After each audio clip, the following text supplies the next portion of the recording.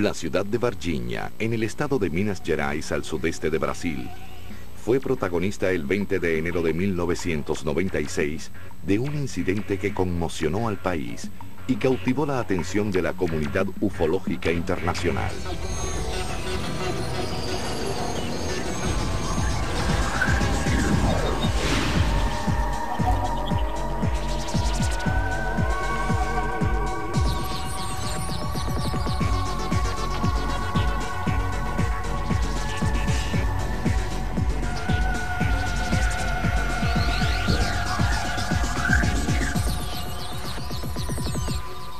Lilian Fátima da Silva, de 16 años, su hermana Valquiria, de 14, y su amiga Katia Andrade Xavier, de 22, regresaban de trabajar en una mudanza por un camino solitario cercano a un barrio periférico de la ciudad, cuando, sorpresivamente, se toparon con una criatura no humana.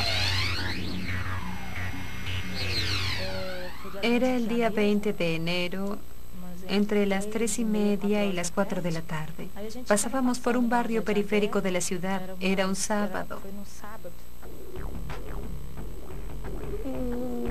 Ese día volvíamos a casa luego de ayudar a una conocida en su mudanza a otro barrio. Íbamos a volver por otro camino y no por ese que recorrimos, que es un atajo. Vimos entonces a una criatura en un punto más bajo del camino. Un lugar medio abierto, sin mucha vegetación. Era una criatura extraña, la verdad es que era horrorosa. Cuando miré hacia abajo, algo me llamó la atención. Tenía la piel marrón, oscura y grasosa, como transpirada. Pude ver sus ojos. Eran rojos y grandes. También me fijé en su piel, que era marrón, y en unas venas que tenía en los hombros y en los brazos. De altura tenía 1,5 metros más o menos. Estaba agachado. En la cabeza tenía 3 cuernos y unas venas desde el cuello hasta los brazos. Estaba agachado con las manos entre las piernas, pero era difícil decirlo. Me imaginé tantas cosas. Hasta hoy no sé de qué se trataba. Cuando miré aquello, me asusté y salí corriendo, gritando. La criatura nos miró, pero no demostró ninguna reacción de agresión hacia nosotras. Ni siquiera se levantó. Tuve mucho miedo. No podía ni gritar.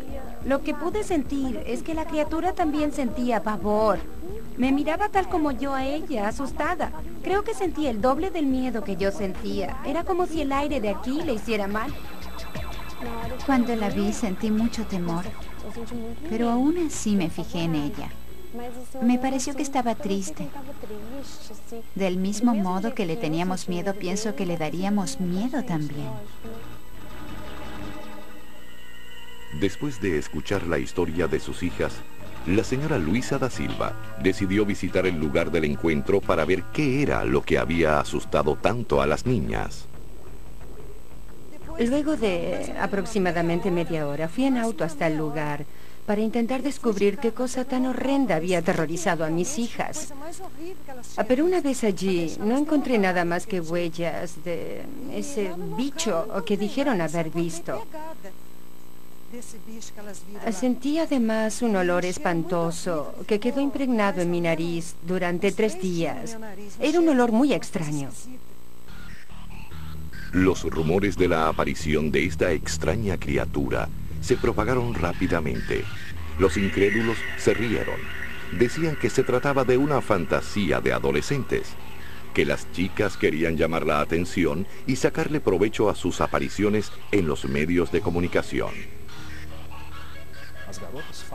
Las jóvenes siempre hablaron públicamente. Desde el inicio se acostumbraron a recibir a la prensa y a los investigadores que se dedican a la ufología. ¿Y por qué? Porque ni siquiera sabían qué tipo de ser habían avistado. Tal era la simplicidad, la modestia cultural, digámoslo así, de esas adolescentes. Fíjense que jamás afirmaron que vieron a un extraterrestre. Nunca lo hicieron, ni antes, ni ahora. Lo único que sé es que todo lo que me sucedió no se lo deseo a nadie. Fue muy difícil para nosotras. Sufrimos el asedio de mucha gente, de periodistas, de equipos de TV. Pasé por un mal trance.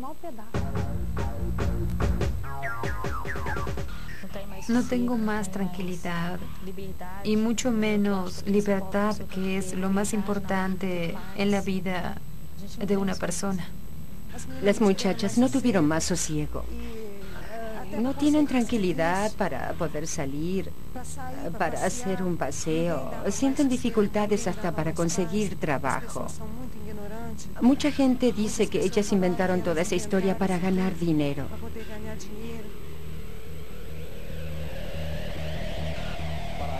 Según ellas, a lo que vieron llegaron a asociarlo con el demonio, cosas que tienen que ver con la superstición. Pienso que esa naturalidad con que encararon el tema fue lo que les permitió salir en público sin temor de ver sus nombres mancillados. Cuando salían a pasear y llegaban a un lugar, muy pronto eran molestadas.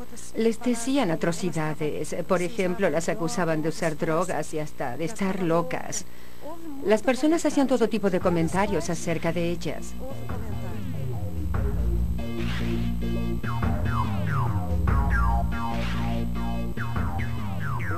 En términos de sociabilidad, sufrieron consecuencias directas, ni bien divulgaron el avistamiento. Son personas de condición humilde que viven en una casa simple. En ese momento eran adolescentes que cursaban la escuela secundaria y se asustaban con lo que vieron. Sin embargo, la gente no supo comprender la sinceridad con que relataron ese avistamiento. Ellas no hicieron nada más que eso. No tenían la intención de agraviar a las convicciones de las demás personas. Mi versión es esta, y siempre será esta. No tengo motivos para mentir. Lo que pasa es que las personas no creen en nosotras. Piensan que inventamos todo para aparecer en la TV o para ganar algo. ¿Para ganar qué? Confío plenamente en ellas, en lo que cuentan. Son jóvenes muy religiosas, incapaces de inventar algo tan tremendo. Nadie sabe como yo por lo que pasamos. Por un largo tiempo tuvieron que tomar calmantes para dormir. Mejoraron algo en los últimos tiempos y aún así todavía se ponen nerviosas. Mi vida cambió mucho. Ahora todos me conocen por donde quiera que vaya. La gente quiere hablar del tema. Algunos se muestran realmente interesados, pero muchos se ríen y hacen bromas. Quienes testifican vienen pasando por diversos tipos de problemas, sobre todo la ridiculización. Pasaron a ser asediadas en la ciudad. Algunos les hacen bromas, otros les gritan expresiones como ET. Y lo que es peor, pasaron a ser discriminadas, tanto en la escuela en donde ellas estudiaban, como en una institución religiosa que frecuentaban.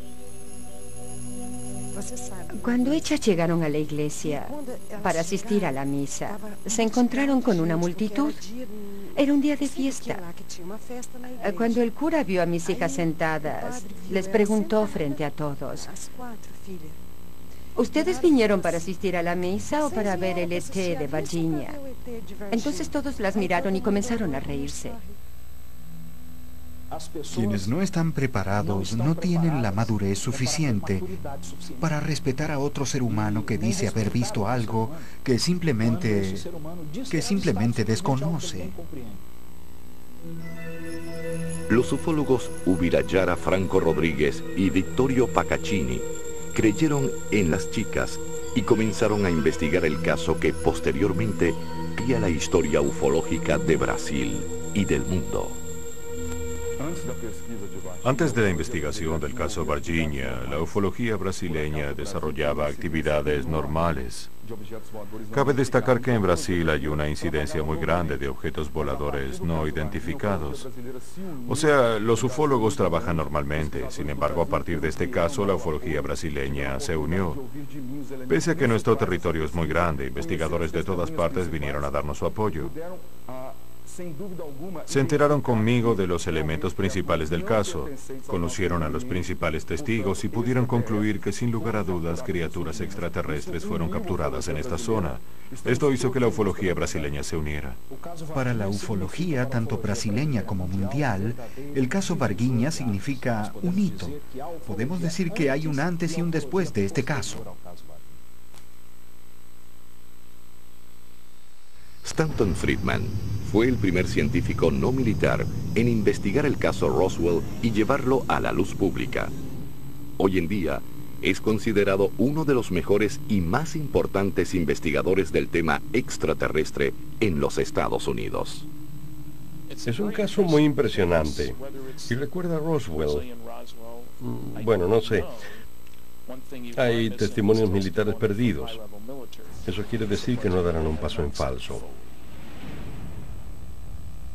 El episodio de Roswell es el caso número 1 en el mundo, ya que decenas de testigos militares estadounidenses afirmaron públicamente que todo lo ocurrido era verdadero.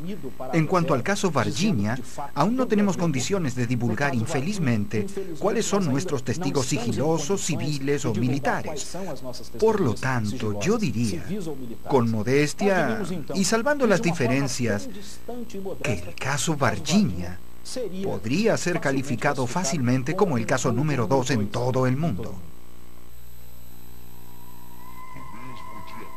Las investigaciones de los ufólogos de la región de Minas Gerais alertaron al resto de la comunidad ufológica brasileña.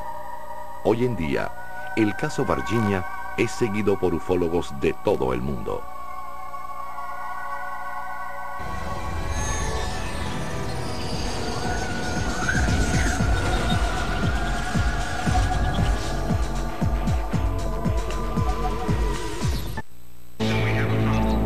Regresaremos con Infinito OVNI.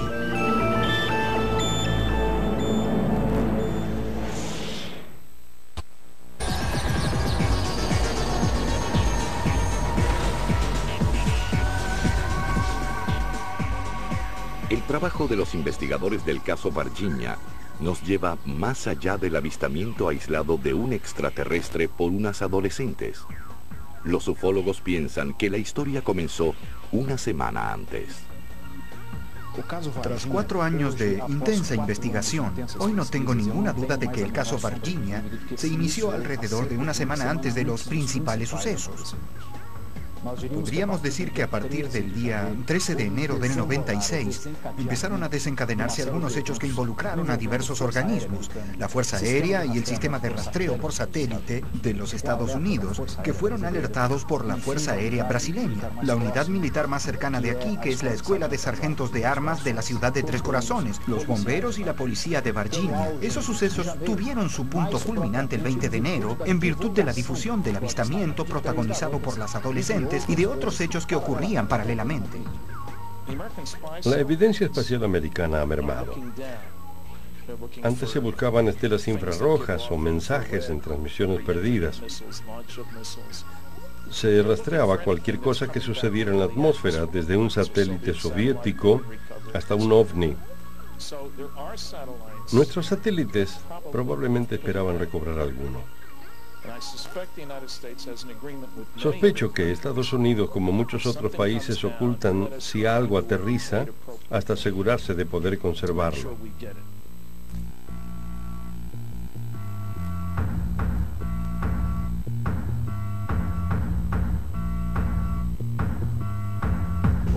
El gobierno brasileño fue alertado de un excesivo movimiento de objetos voladores no identificados en los cielos del sur del estado de Minas Gerais, con epicentro en la zona de Varginha.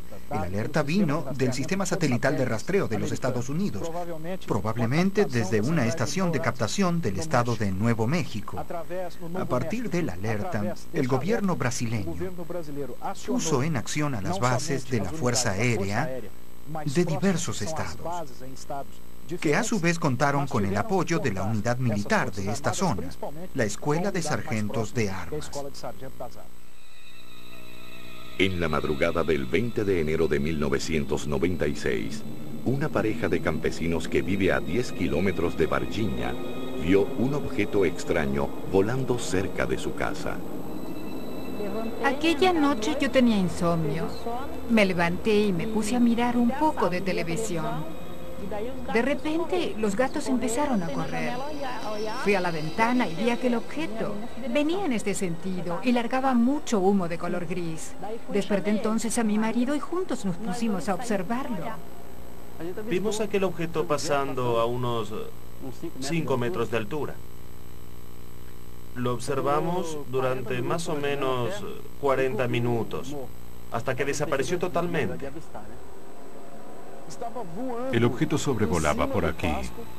Cuando la pareja empezó a avistarlo, todavía estaba en aquella punta a 5 metros de altura y a unos 25 o 30 metros de distancia.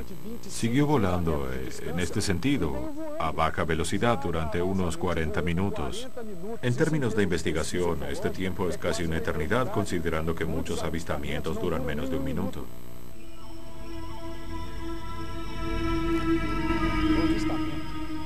El avistamiento que tuvo lugar en este punto significa para el caso Varginha uno de los puntos iniciales de la verdadera historia. Todo nos lleva a creer que, unos días antes del 20 de enero, la pareja que aquí vive debe haber avistado al objeto que probablemente transportaba a las criaturas capturadas después. Si decimos probablemente, es porque aún no tenemos informaciones suficientes para asociar las criaturas capturadas con algún objeto volador no identificado. Sin embargo, lo que más nos llama la atención en el testimonio de la pareja es que avistaron un objeto visiblemente averiado. El objeto se parecía a un habano y estaba cubierto de humo, un humo claro.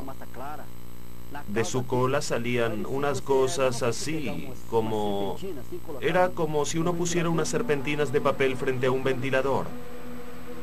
Veíamos una gran humareda que venía volando. Era difícil ver con claridad al objeto. Se parecía a un submarino enorme rodeado de humo. Nos quedamos observándolo, espantados. El objeto vino volando bien despacio, largando mucho humo, y el ganado se puso a correr. El matrimonio permaneció mirándolo desde la ventana durante 40 minutos, como si estuvieran viendo una película.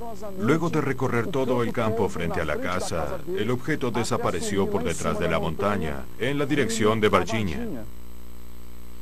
La hipótesis de los investigadores brasileños supone que el platillo volador estaba averiado y sobrevoló el área antes de estrellarse. En aquel lugar, alrededor de las 10 de la mañana del día 20 de enero, algunos militares de la agrupación de bomberos de Varginha, denominada 13ª Compañía, capturaron a una criatura viva. Según algunos testigos de la zona, la criatura fue capturada con redes por los bomberos.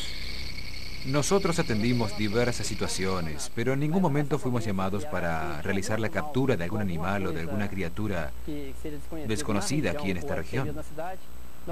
No vimos a ninguna criatura, no hubo ningún contacto de nuestra parte.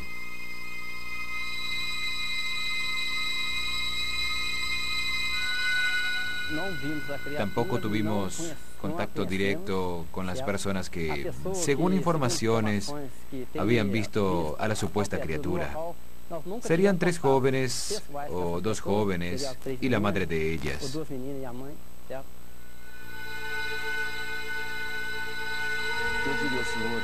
Les quiero decir que el capitán Alvarenga está omitiendo la verdad.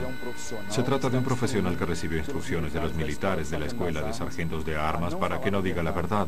Esta agrupación de bomberos niega que estuvo en el barrio Jardín Anderi, en donde las criaturas fueron capturadas en aquel 20 de enero. Pero nosotros tenemos testigos, inclusive dentro del equipo de bomberos, que nos relataron cómo se realizó la operación.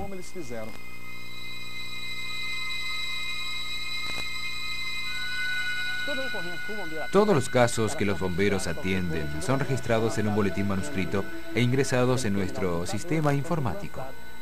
Aunque uno de nuestros vehículos hubiese salido para una operación y no la hubiese concretado, el registro de esa solicitud y del uso del vehículo quedaría archivado en nuestras computadoras.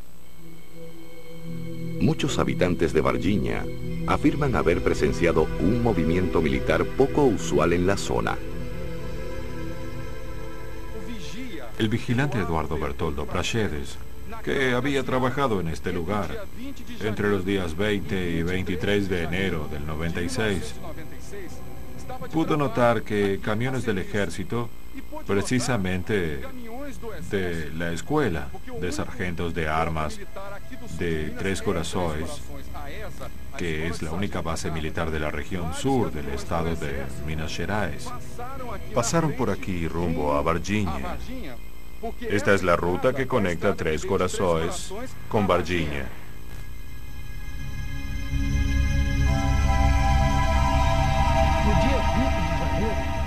El 20 de enero de 1996, día de la posible llegada del ET a Varginha, se registró una fuerte tormenta sobre la ciudad, razón por la cual la policía militar y también el cuerpo de bomberos dispusieron a todos sus efectivos en las calles para asistir a las personas damnificadas. Había una movilización muy grande de militares. Además, en forma paralela y coincidente, el ejército estaba realizando una maniobra en la zona. Ese tipo de maniobras son comunes. El ejército posee áreas de entrenamiento en las cercanías de São Tomé das Letras y de Varginha, que queda a 16 kilómetros de Tres Corazones, en donde está ubicada la escuela de sargentos de armas. Algunas personas afirman haber presenciado la captura de otras dos criaturas. Una de ellas recibió un disparo y probablemente murió en el momento. La otra fue trasladada viva a la sede de la escuela de sargentos de armas. Pero desafortunadamente, ninguna de estas declaraciones puede ser corroborada, ya que los testigos no quieren hablar del incidente nuevamente. La Escuela de Sargento de Armas considera el episodio del ET de Varginha un caso cerrado, una vez que dos investigaciones constataron que un individuo con deformidades físicas y problemas mentales huyó de su domicilio y fue visto a la noche por algunas personas que no supieron reconocerlo. Ese episodio cobró proporciones mayores y dio origen al caso folclórico del llamado ET de Varginha. Eso fue lo que ocurrió aquel día. Claro que hay diversas impresiones personales al respecto. Son puntos de vista que no discutimos. Ahora los hechos reales son los que ya describí. No existen otros. No hay registros de que hayan existido otros. Para los militares de la Escuela de Sargentos de Armas, la historia del extraterrestre creció tanto y tan rápido que opacó la versión oficial de los hechos.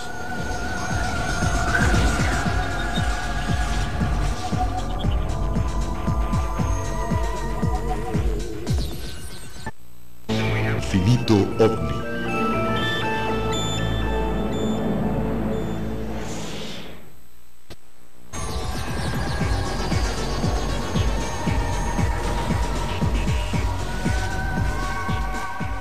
Muchos de los testigos del caso Varginha se han negado a hablar.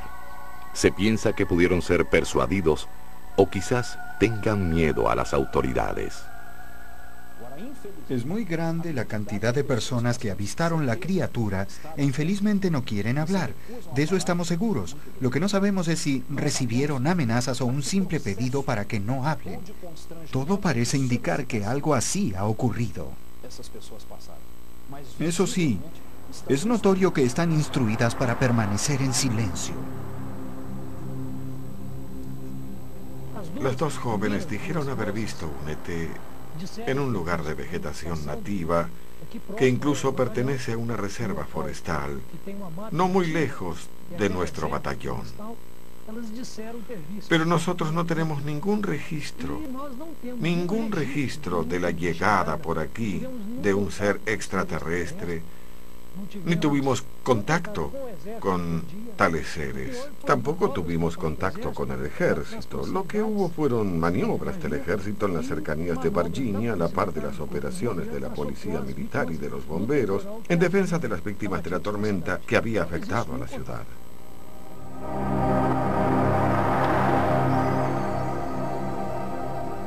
Llega a asustar el número de personas que acompañaron tramos importantes de los hechos y se niegan a hablar del tema. Muchos no quieren hablar ni siquiera con nosotros, los investigadores. Otros ya lo hicieron, pero no quieren exponerse.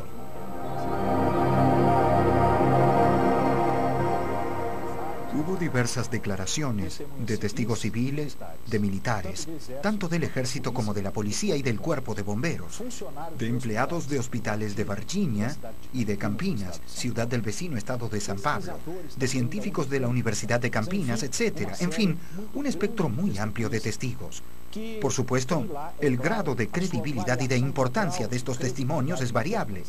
Sin embargo, todos ellos desempeñan un papel imprescindible para que podamos comprender el desarrollo de los diversos hechos que conforman el caso Varginha. Por lo tanto, el caso no se resume al testimonio de las 3 adolescentes. Por el contrario, podemos decir que hay decenas de personas involucradas, directa o indirectamente en el caso, que dieron su testimonio a los ufólogos investigadores. Todo lo que vimos, lo contamos. No redujimos ni acrecentamos nada. Ahora, si hay quienes están ocultando la verdad, es porque son cómplices de algo. Si ellos intentan ocultar los hechos, es porque saben que no estamos mintiendo. Yo no tengo la culpa de haber pasado por aquel lugar y haber visto lo que vi. Creo que ellos ocultan la historia para no atemorizar a la población. Estoy segura de que hubo gente que ya se mudó de aquí por causa del caso. Si dicen que es verdad, muchos más se mudarán. Los más temerosos, claro, pero otros se quedarán para ver qué pasa. Se sospecha que la criatura que las niñas vieron fue capturada minutos después y llevada al hospital regional. A este hospital llamado Hospital Regional del Sur de Minas Gerais fue traída una criatura capturada en la noche del 20 de enero del 96. La captura fue realizada por la policía militar. Al llegar aquí con la criatura entre las 8 y las 8:30 de la noche, aislaron a todo el sector de la guardia y al área del fondo del hospital, en donde está la enfermería. Toda la operación fue realizada por un número muy grande de efectivos militares.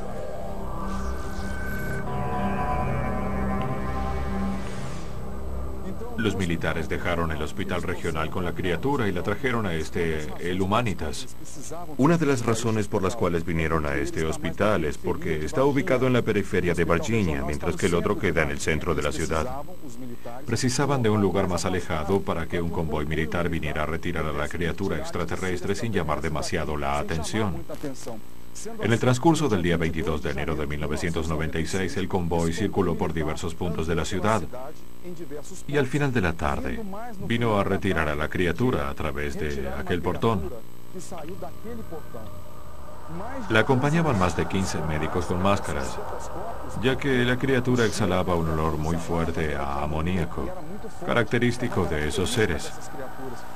Los militares la transportaron en una camilla, luego la depositaron en una caja de madera, la lacraron con tornillos, la envolvieron en una lona plástica y la colocaron en la parte trasera de un camión. Inmediatamente tomaron la ruta periférica que queda allá atrás y siguieron directo a la Escuela de Sargentos de Armas de Tres Corazones.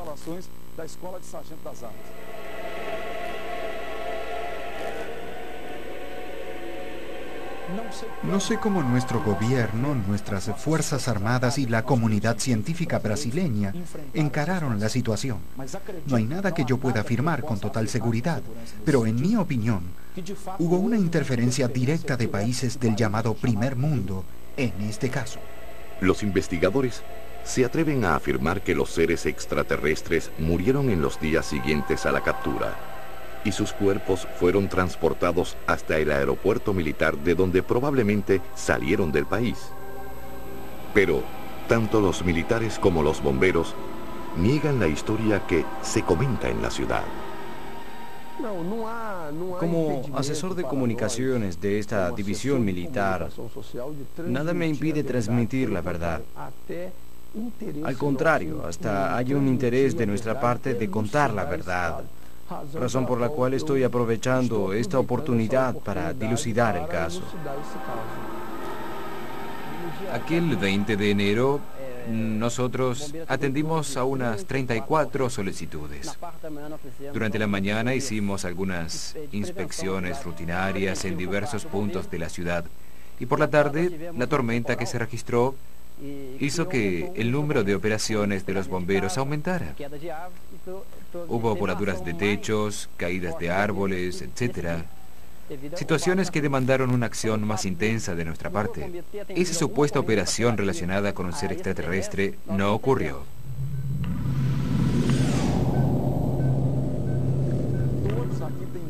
Todos los bomberos tienen temor a un juicio y a una posible prisión militar. Últimamente cambiaron su estrategia y son muchos más simpáticos que antes. Percibieron que es más fácil negarlo todo con una sonrisa que con cara de enojo, pero no dicen la verdad. Están totalmente involucrados en el caso de la captura.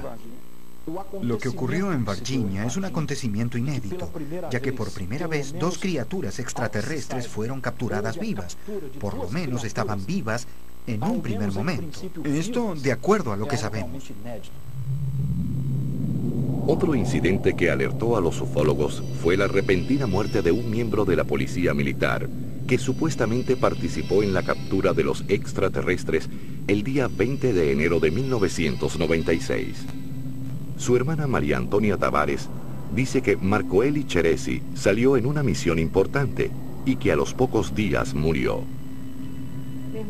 Mi hermano trabajaba como policía P2, o sea, en investigación secreta. Además manejaba un taxi en horarios libres. Aquel 20 de enero, alrededor de las 6 de la tarde, una fuerte lluvia de granizo cayó sobre la ciudad. A esa hora mi hermano estaba trabajando junto con el cabo López, como siempre vestidos de civiles y en un auto blanco. Con la lluvia, mi hermano se mojó, pues el vidrio de la puerta del conductor estaba roto. A las 7 de la tarde estuvo en la casa de mi madre para cambiarse de ropa y le dijo a ella que estaba trabajando en una misión muy importante. Luego le preguntaron qué había pasado. Nos dijo solamente que se trataba de algo que iría a dar mucho que hablar y que no nos podía decir más. Poco tiempo después, el día 7 de febrero, le apareció un vello infectado en su axila izquierda. El médico del cuartel le hizo una cirugía. Ingresó al hospital el día 10 de febrero y falleció el día 15, a las 11:45. Entonces, empezaron una investigación de su muerte. Marco Eli Cheresi era nada menos que el mejor agente de la P2, el servicio de inteligencia de la policía. Él estuvo involucrado en la segunda captura. Poco después falleció a raíz de una infección generalizada provocada por una sustancia tóxica en su corriente sanguínea. Nadie logró detectar la naturaleza de tal sustancia. Antes de fallecer, mi hermano me contó que la historia de la presencia de un extraterrestre en Virginia era verdadera. Según él, los militares ocultaban el caso porque los habitantes de la ciudad no tenían la mente suficientemente abierta como para enterarse del hecho. Muchos dicen que la muerte del policía fue ocasionada por su contacto con un extraterrestre. Pero los médicos que lo trataron desmienten esa versión y presentan otra. También tenemos aquí a los compañeros policías que trabajaron con él aquel día. Por supuesto, surgieron diversas versiones. El tema de la posible aparición de un extraterrestre en Virginia recorre todo el mundo. No hay ninguna información sobre mi hermano en las computadoras de la policía. Todo fue borrado. En el periodo entre el 20 y el 30 de enero del 96, mi hermano recibió una mención de honor por una tarea ejecutada con éxito. Pero según me contó él mismo, no permitieron que la noticia trascendiera a los demás efectivos. ¿Por qué? Unos meses después, en abril de ese mismo año, La señora Teresina, de 64 años, vio una criatura extraña durante una fiesta que se llevó a cabo en el zoológico de Varginha. Tenía los ojos rojos, la boca como un tajo. También tenía un casco que brillaba en sus costados. Su piel era color marrón oscuro y grasosa, por eso brillaba mucho. Yo no sabía de qué se trataba. Pensaba que podía ser un animal del zoológico, pero al mismo tiempo pensaba, si fuera un bicho ya me hubiera atacado. Este relato nos lleva a pensar que esas criaturas estaban aquí, muy probablemente en una operación de rescate. Deben haber intentado descubrir dónde nosotros, seres humanos, meteríamos a las criaturas que fueron capturadas. ¿Cómo posiblemente descubrieron que el zoológico era un lugar donde se encuentran animales capturados? Tal vez intentaron hacer un rastreo en el local para ver si encontraban a sus semejantes perdidos. Fue en esa ocasión que doña Teresina tuvo la oportunidad de ver a una criatura durante aproximadamente 7 minutos, un tiempo muy importante. No pensé en extraterrestres o algo parecido. Solo pensé en un animal. Dona Teresina es una persona íntegra, una señora sobria que goza de muy buena reputación en la comunidad en la que vive. Ella jamás mentiría acerca de un tema como este. Es una persona de edad que no tiene ninguna necesidad de inventar una historia tan grave como la que ella cuenta.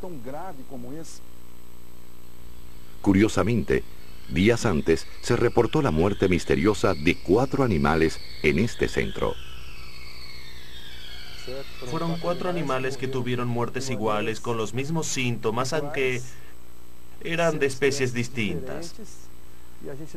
No pudimos detectar la causa de esas muertes. Los animales eran un tapir, 2 venados y un pequeño yaguareté.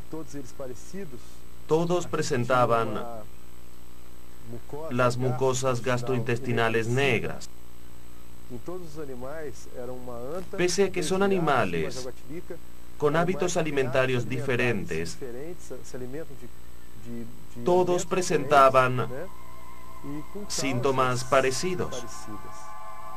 La danta y uno de los venados fueron examinados en Belo Horizonte y se determinó que pudieron ser víctimas de un envenenamiento.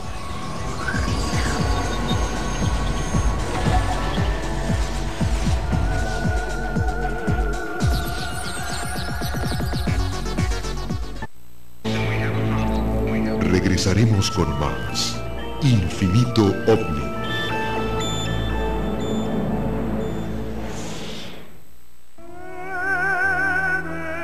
Para quienes el delito es una religión, estos son sus mandamientos.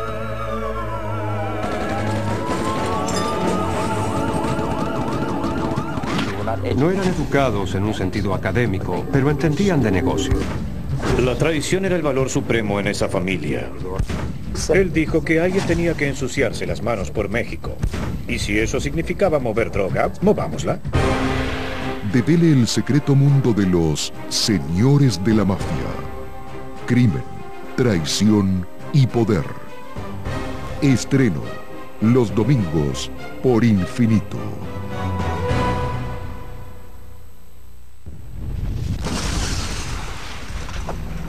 Uniendo las matemáticas a lo sobrenatural, buscó nuevas respuestas frente a los interrogantes más atrapantes. ¿Son las cosas solo lo que parecen? ¿Cuáles son los límites del conocimiento? El universo es casi como un truco de magia inmenso. Y los científicos tratan de entender cómo hace lo que hace. En el mes de los magos y adivinos, acompáñenos a conocer el apasionante universo que propone Martin Gardner, el matemágico. Este miércoles, por Infinito.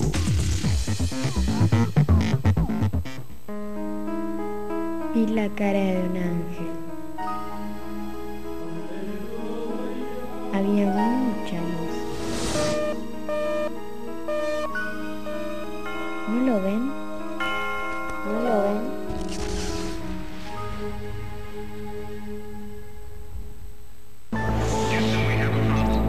Continuamos con Infinito OVNI.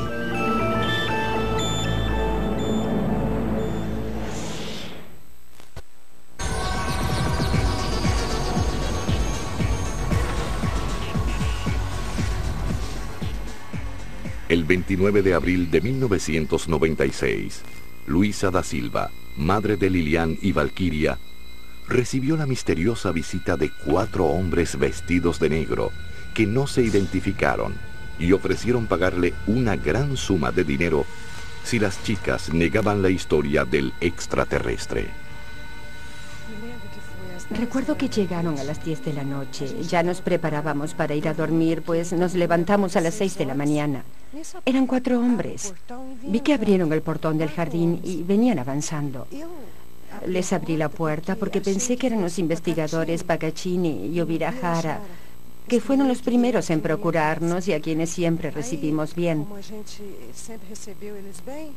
Pero cuando abrí la puerta de casa, se introdujeron. Lo sentí como una invasión. Entonces me dijeron, cierra su puerta porque les queremos hablar en privado. Me asusté, pero los atendí.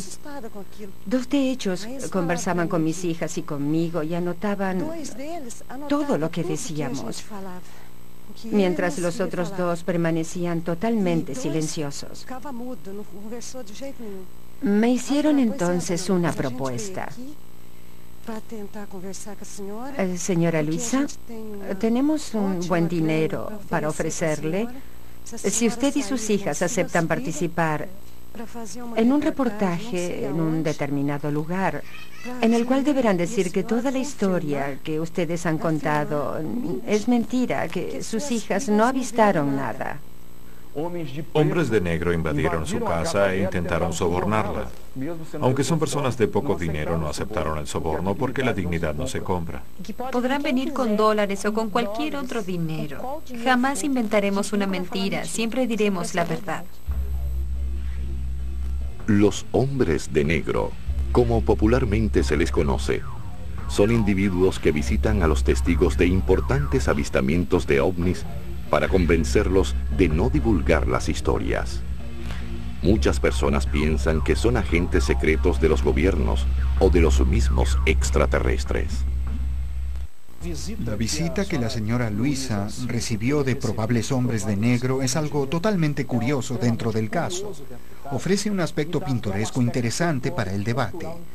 Si por un lado podemos pensar que ella haya recibido la visita de agentes de algún servicio de inteligencia, que folclóricamente la ufología denomina MBs o Men in Blacks, por otro lado tenemos una serie de otras hipótesis que también pueden contribuir a explicar la visita de esos ciudadanos. 4 hombres, todos vestidos de negro. No sé quiénes son. Nunca los vi antes y tampoco sé de dónde vinieron.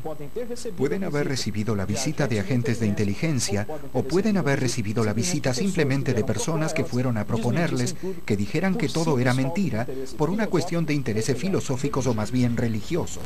Vittorio Pacacini dice tener material grabado con declaraciones de personas que aseguran haber visto a las criaturas y hasta participado en la operación de captura. Los testimonios que poseo tanto de civiles como de militares que todavía no quieren exponerse son muy importantes. Constituyen la prueba definitiva de que las operaciones realmente se realizaron. Muchos de los testigos participaron de las operaciones que forman parte del caso Virginia. Por ahora mantengo todo en secreto, salvo en el ámbito de mi familia, ya que necesito que personas cercanas a mí también conozcan esos videos.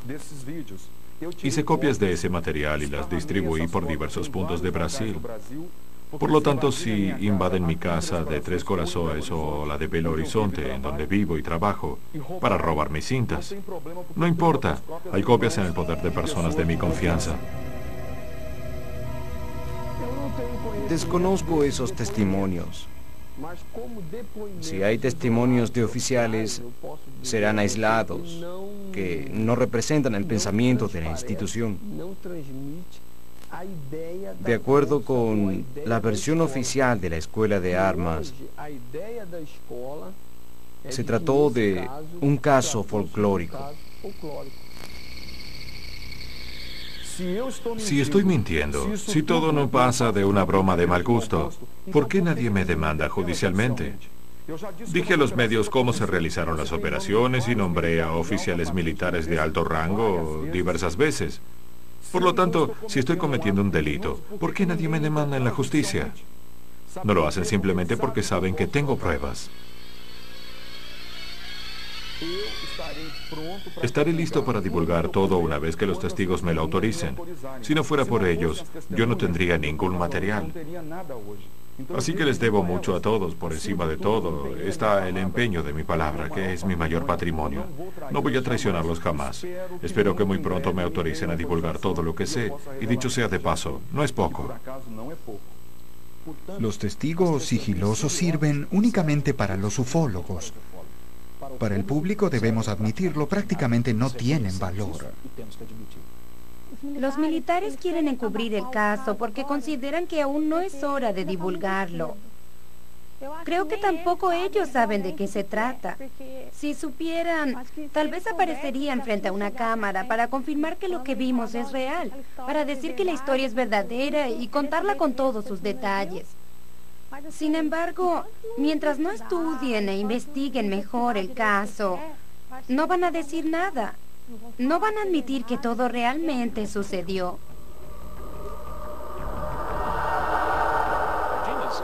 Virginia es un área populosa. No es como las afueras de Roswell, donde no había nada. Se debían conducir 37 millas para encontrar algo allí. No me sorprende lo lejos que se está de descubrir alguna información. Pero hay una cosa buena. La impresión fue importante, amigable. Dará valor a otras personas para hablar.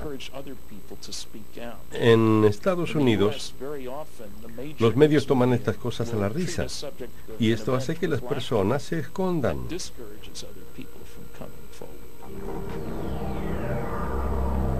Desde hace 5 años, Brasil está acaparando la atención de la ufología internacional. Los casos de avistamientos y contactos invaden los medios de comunicación del país. Cuanto más profundizamos en la investigación del fenómeno ovni, más tenemos la sensación de que el tema se escurre entre nuestros dedos. Es más complejo de lo que podemos imaginar. En mi opinión, la ufología brasileña y mundial no ha evolucionado en absolutamente nada. Esperemos que las ciencias más profundas, más serias, con metodología más amplia, se dediquen un día a este fenómeno. O quizá el avance de la percepción del ser humano por otros rumbos de conocimiento pueda descifrar el fenómeno. El caso Varginha sigue siendo un misterio en Brasil. Los ufólogos continúan su ardua labor de investigación, buscando respuestas y evidencias que ratifique la existencia de civilizaciones extraterrestres. Según ellos, solo queda esperar. Mientras tanto, seguirán investigando. Espero que la revelación del fenómeno ovni se dé dentro de los próximos 10 o quizá 20 años. No hay una base segura para poder afirmarlo más allá de las estadísticas que la ufología reúne en todo el mundo.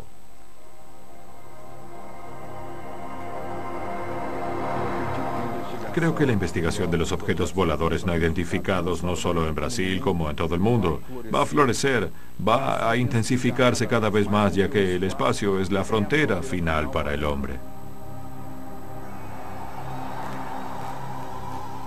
No veo, por lo menos dentro de mi carga de conocimientos, algo más importante y más definitivo respecto de los cambios del hombre, de la mente humana, que no sea la revelación de la probable existencia de seres inteligentes en otros planetas.